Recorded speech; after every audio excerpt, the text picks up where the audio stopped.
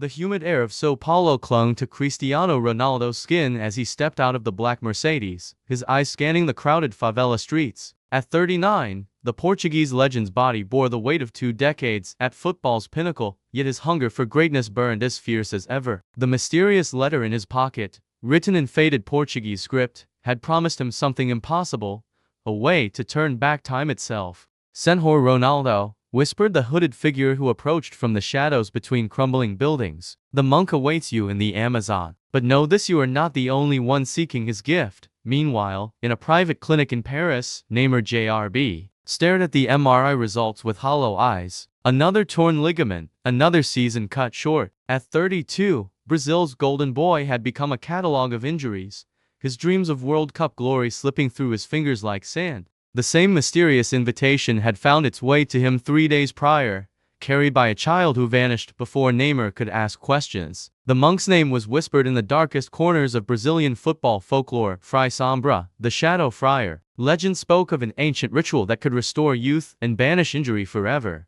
But such power came with a price that few dared to contemplate. Both players found themselves on separate flights to Manaus, neither knowing the other had received the same cryptic summons. The Amazon welcomed them with its oppressive heat and the symphony of hidden dangers lurking beneath its emerald canopy. The journey into the rainforest lasted 3 days, guided by silent indigenous men whose eyes held secrets older than civilization. Deep in the heart of the jungle, where sunlight struggled to penetrate the thick canopy, stood a forgotten chapel, its stone walls covered in vines, its wooden crosses blackened by centuries of humidity and decay. Cristiano arrived first, his designer hiking boots crunching on the carpet of dead leaves. The chapel's heavy wooden door groaned open at his touch, revealing an interior that defied its crumbling exterior. Candles flickered along the walls, casting dancing shadows across mirrors of varying sizes and ages, each one seeming to pulse with its own malevolent life. "Welcome, son of Portugal," came a voice from the darkness. Fray Sombra emerged from behind the altar, his face hidden beneath a deep hood. His voice carried the weight of centuries, each word echoing strangely in the confined space. "Your fame precedes you, but fame is fleeting. Youth, however," he gestured toward the mirrors. "Youth can be eternal." Cristiano's eyes fixed on his reflection in the nearest mirror. For a moment, he saw not the weathered face of a man approaching 40, but the fresh-faced teenager who had first stepped onto the pitch at Sporting Lisbon. His heart raced with possibility. The chapel door creaked open again. Neymar stepped inside, his usual confident swagger replaced by wariness. His eyes met Cristiano's across the candlelit space, and both men understood instantly that their meeting was no coincidence. "Ah, Brazil's prodigal son joins us," Fray Sombra intoned, his hidden smile audible in his voice. "Two kings of the beautiful game, both seeking what time has stolen from them." Neymar's jaw tightened as he studied Cristiano's face. Years of rivalry, respect, and unspoken competition hung between them like a charged wire. "What is this place?" Neymar demanded, his Portuguese carrying the rhythms of Sao Paulo streets. "This is where legends come to cheat death," the monk replied, moving between the mirrors with fluid grace. "Where those who refuse to accept mortality can bargain with forces older than your Christ, older than your Allah, older than any god your people worship." The mirrors began to shimmer,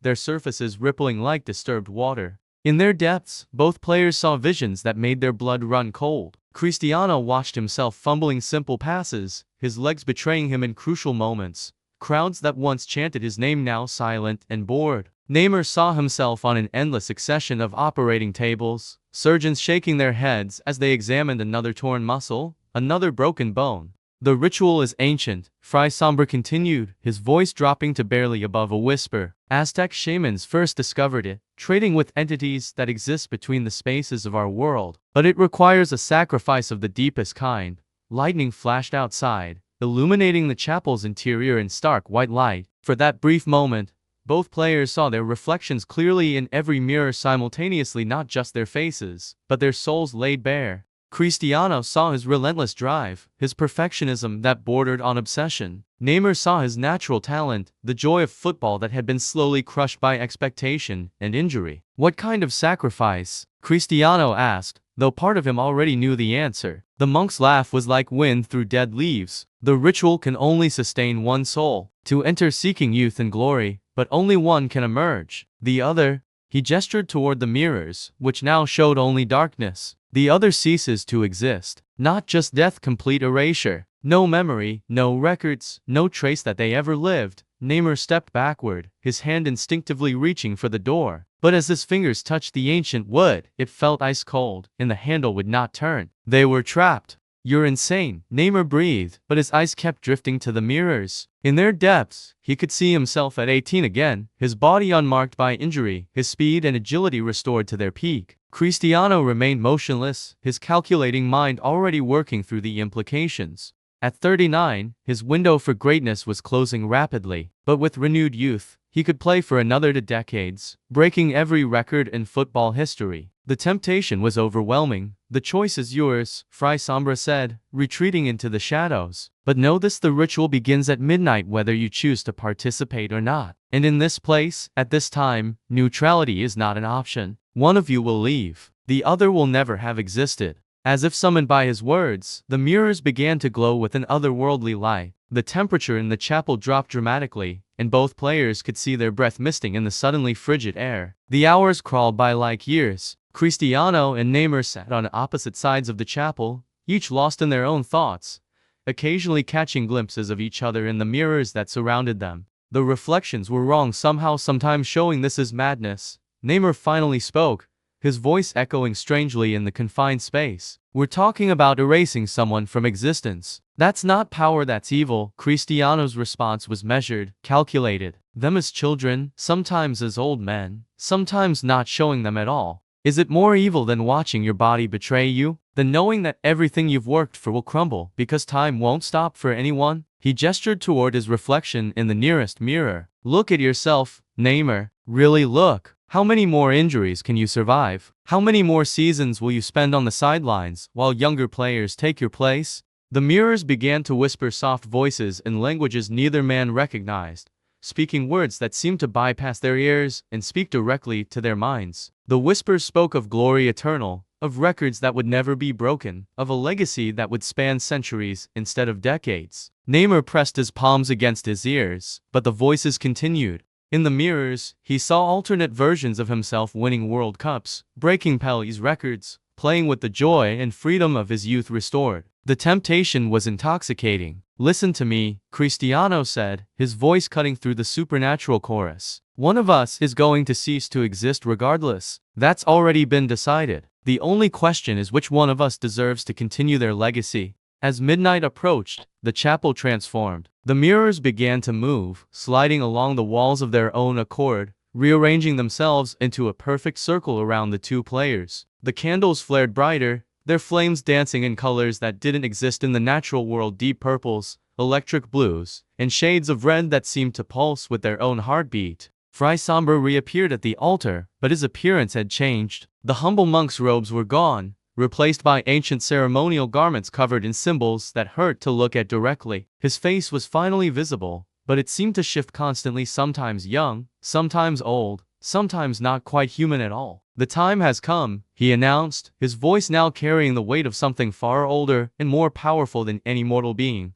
"Step into the circle, both of you. The ritual cannot be stopped, only completed." Neither player moved. The air grew thick, oppressive, making it difficult to breathe. The mirrors began to show rapid flashes of images: every goal they had ever scored, every trophy they had ever lifted, every moment of glory and defeat from their careers. But mixed in were images of a different nature: shadowy figures performing similar rituals throughout history, always with the same result. One figure emerging alone, the other fading to nothing. "I won't do this," Namor declared. But even as he spoke, his feet began moving of their own accord. The ritual was pulling them in, giving them no choice but to participate. Cristiano felt the same compulsion, his body betraying his mind as he stepped forward into the circle of mirrors. "Then you've chosen to be the one who disappears," he said grimly. The moment both players stood within the circle, the mirrors erupted with blinding light. The whispers became screams not of terror, but of hunger. Ancient entities pressed against the barriers between worlds, eager to witness the sacrifice and claim their payment. The ritual began without ceremony.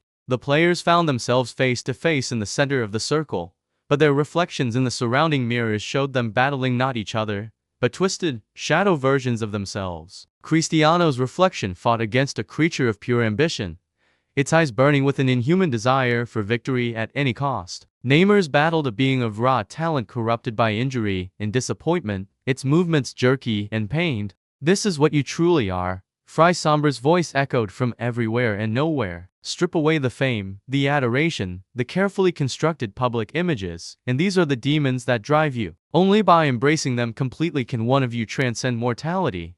The shadows in the mirrors began to bleed into reality. Cristiano felt his own darkness enveloping him, every cruel comment he had made to a teammate, every moment of arrogance, every time he had put his own glory above his team's success. But with that darkness came power. His muscles felt stronger, his reflexes sharper. He was becoming something more than human. Neymar's experience was different but equally terrifying. His shadow embodied all his wasted potential, every moment of showboating that had cost his team, every injury that had come from taking unnecessary risks. Yet as he embraced these failures, they transformed into wisdom, into a deeper understanding of the game and his place within it. The battle was not physical but spiritual, a contest of wills fought in dimensions beyond normal perception. In the mirrors, their shadows clashed with supernatural fury, each strike echoing through the chapel like thunder. With each exchange, one of the players became more solid, more real, while the other began to fade. Cristiano felt himself gaining the upper hand. His shadow self was pure will, uncompromising determination that had carried him to the pinnacle of world football.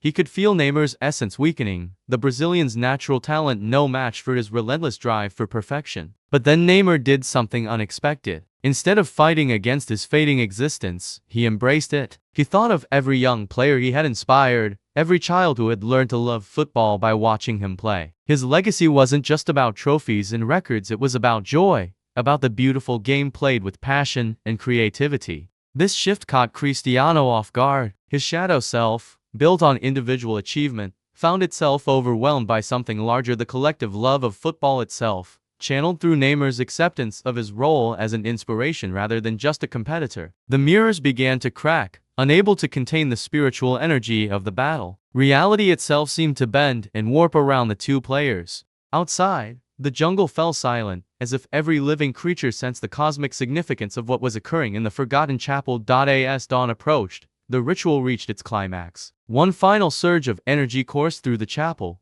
and the mirrors exploded in a shower of silver fragments that dissolved before they could hit the ground. The sudden silence was deafening. When the supernatural storm subsided, only one figure remained standing in the chapel. Fry Sombra, his ancient features now clearly visible, smiled with satisfaction. The ritual was complete, the payment made, the bargain fulfilled. The survivors stood alone, their body restored to its prime, every injury healed, every year of wear and tear erased. But the cost was visible in their eyes, the weight of what had been sacrificed, the knowledge that their continued existence had come at the ultimate price. As the first rays of sunlight penetrated the chapel's crumbling walls, the survivor walked toward the door. Behind them, Fry Sombra was already beginning to fade, his purpose fulfilled, returning to whatever realm had spawned him centuries ago. The jungle seemed different in the daylight, less oppressive, more natural. Birds sang, insects buzzed, and life continued its eternal cycle, indifferent to the cosmic transaction that had just taken place.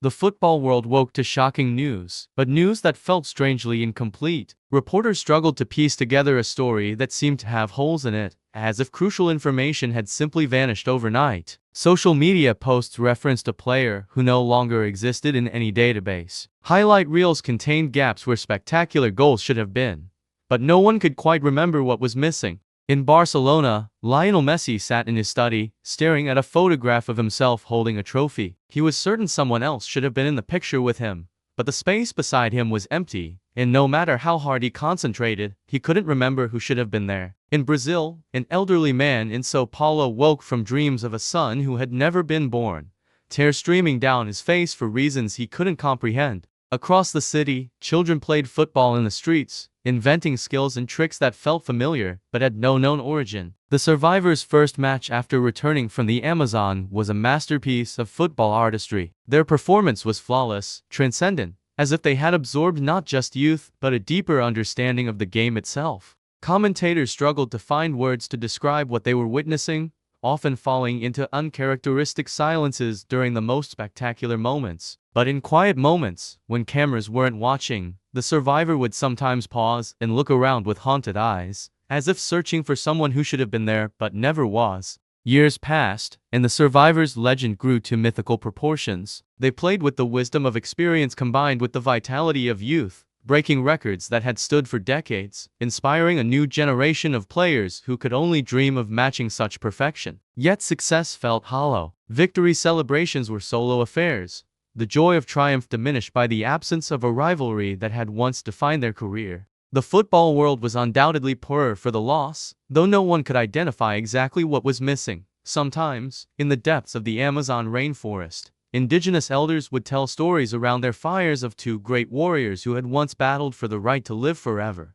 But in their version of the tale, both warriors realized that existence without worthy opposition was no existence at all, and they chose to walk into the jungle together, leaving the world of football behind to preserve their eternal rivalry in a realm beyond mortal understanding. The chapel still stands, though few can find it now. The mirrors have been replaced by vines and moss, but on certain nights, when the moon is dark and the jungle holds its breath, some say you can still see reflections of battles that never ended, fought between shadows of glory that refuse to fade. And deep in the Amazon, where the trees grow thickest and the darkness is most complete, the ritual waits patiently for the next pair of legends desperate enough to risk everything for one more moment of greatness, unaware that the price of eternal youth is the loss of what makes victory meaningful, someone worthy to defeat. The beautiful game continues, but it is forever changed, forever missing something essential that was sacrificed on an altar of ambition in a place where time stands still and legends go to die, or to live forever, alone.